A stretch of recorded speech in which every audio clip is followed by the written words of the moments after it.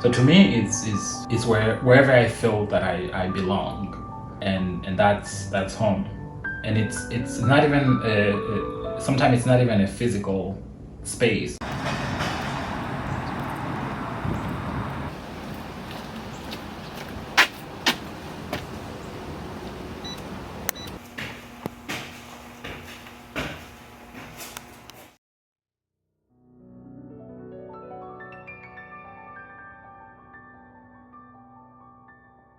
My name is Mildor Chevalier. I'm a visual artist. I I would say I play for a living, so I create I create for a living. About celebrating my 25th year of being an immigrant. It's called actually my 25th year on a journey of belonging. So it's a series of painting and sculptures, and my goal is to make it into a traveling exhibition and even the idea of traveling with this is on that same concept of being an immigrant. So I wanted my painting to also, or at least I wanted the artwork to experience this with me. So that's what the project is about. So to me, it's like celebrating my journey as an artist and also as a person. It's a reflection on my identity and how I navigate through the idea of being a Caribbean person, a Haitian, and live in the Dominican Republic. Moved to New York City, and so the project is about celebrating that journey. And for me, I believe being an immigrant is not only a status or a visa, or a passport. It's more about the experience. And then to me, it's a continuing living experience. So after 25 years living outside of my country, to me, it's almost like a milestone. And I want to take a moment to reflect on that, to celebrate. Migration is not only going from one country to another, it can be from a city to another. So we all at some point have some type of migrating experience. And I kind of want to tap into those small details and small nuances like belonging and how we reflect on our own sense of identity when we get to a new place. And to me, that's kind of what I'm trying to do with that series of work.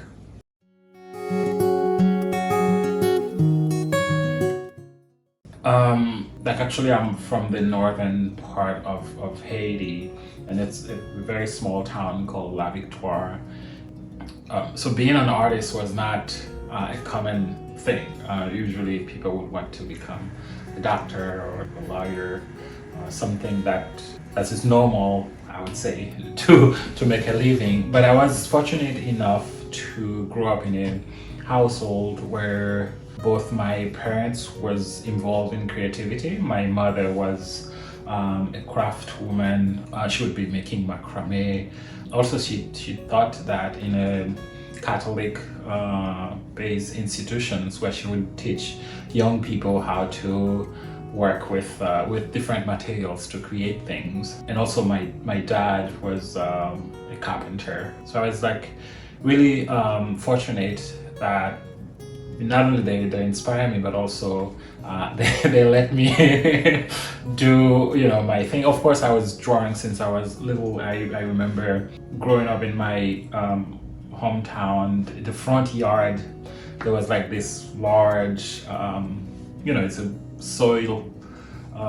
When it's rain, So I would have this large space, almost like a natural canvas. I would take a wooden stick and start to draw and creating my own thing as a kid. But I wanted to be an architect. I wanted to make art just for fun, and I wanted to be an architect. And I also I like to build stuff as a kid. Yeah, I could spend hours and hours and making little houses and things. So I like the idea of constructing and building things. So when I moved from La Victoire, my hometown, to Port-au-Prince, which is the capital of Haiti, around 14, 15, my mother passed away, and then I kind of had to rethink my life in general and what I would do. Then I started to consider art, but then a few years later, I moved to the Dominican Republic. So when I got there, finished high school, so I graduated high school, went to National School of Fine Art, again with the idea of doing art for fun, and I also registered at university to study architecture. So the night before I start my first semester, I decided not to start architecture, and I decided to study fine art fully. So then I left the National School of Fine Art. I went to another school called Altos de Chavon School of Design. So I did my associate degree there, but Altos de Chavon is affiliated with Parsons, the new school for design here in New York City. Upon graduation, I earned a full tuition college scholarship and moved to New York City. When I finished my BFA, I've decided to also do an MFA at FIT. And to me, the idea of fully embrace art and make it not only for a living, but also I wanted to live for art. Yeah.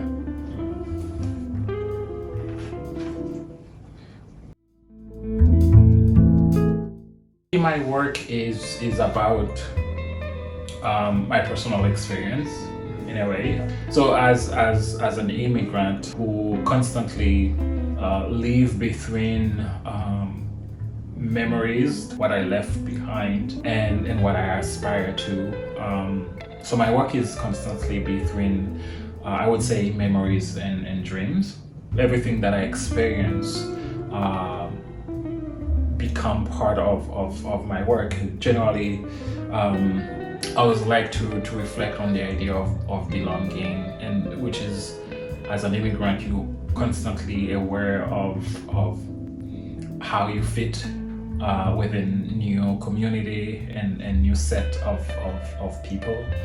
And for example, you might have an accent, and people will be, you are aware of your accent and things. So to me, it's that. And also when I travel, I would see things that remind me of home.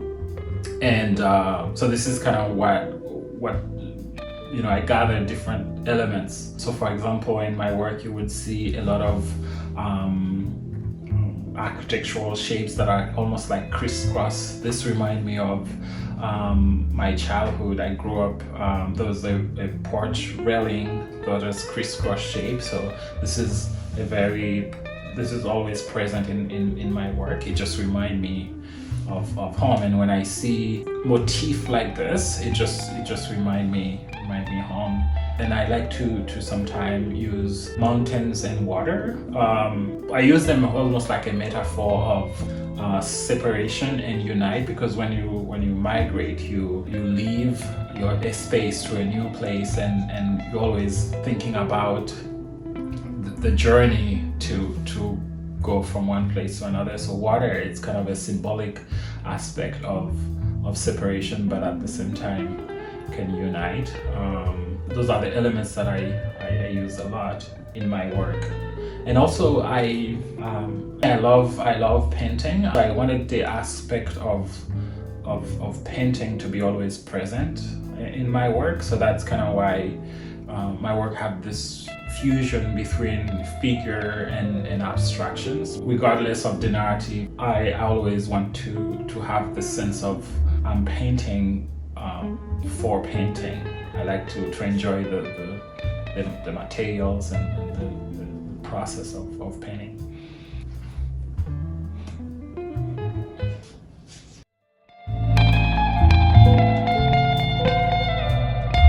Yeah, so my work, there's a lot of blue in my work. One of my favorite time of the day is like around 11 a.m. 11:30. My hometown, it's a small town, and I was surrounded by mountains. It's like when I was probably 6 years old.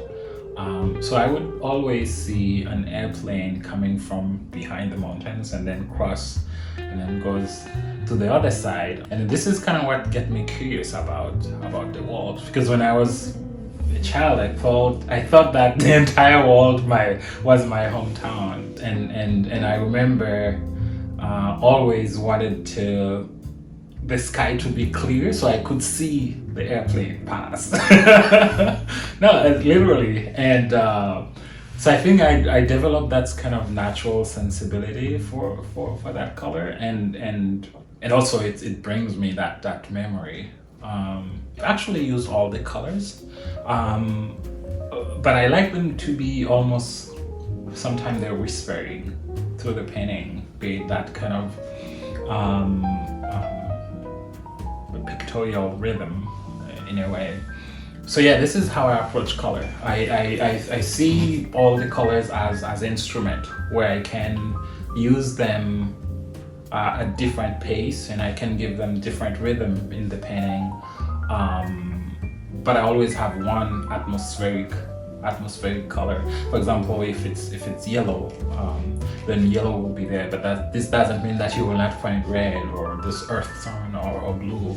And I'll say like water, for example, you would see that blue there, or mountains.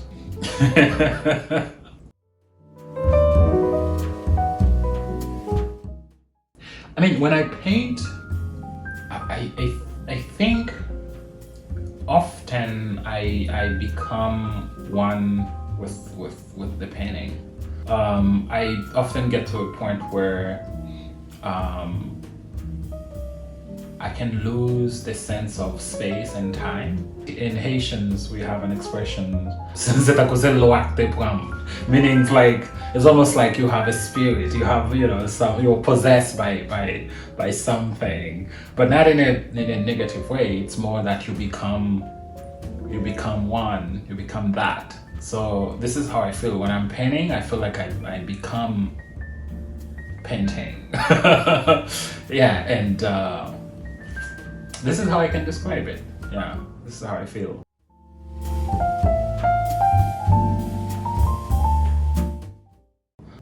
To me, I always want to.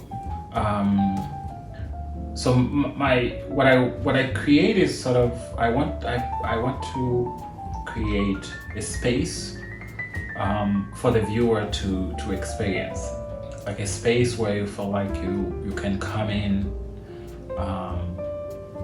and navigate through. I like for the viewer to get lost and be able to find themselves again and go and come back.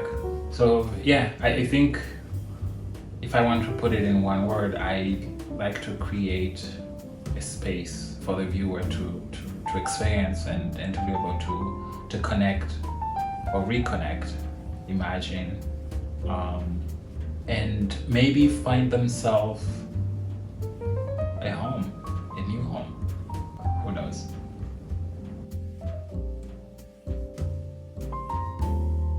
Again, as someone who left his country, outside of my country more than I,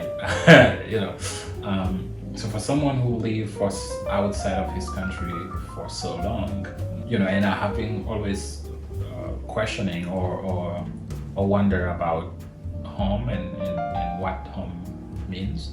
So to me, it's wherever I feel that I belong, and that's home. And it's not even sometimes it's not even a physical space or a house or an apartment. Sometimes home can be just in my luggage. One of the aspect of my penning, you will find a lot of sometimes motifs and small details, and to me, I have a sense of whenever as human, and this is maybe part of the human condition, whenever we build something and we make it special, we add details that meaningful to us, it's almost like we're here to stay, and that's home. This is where we start feeling that you're home. Yeah.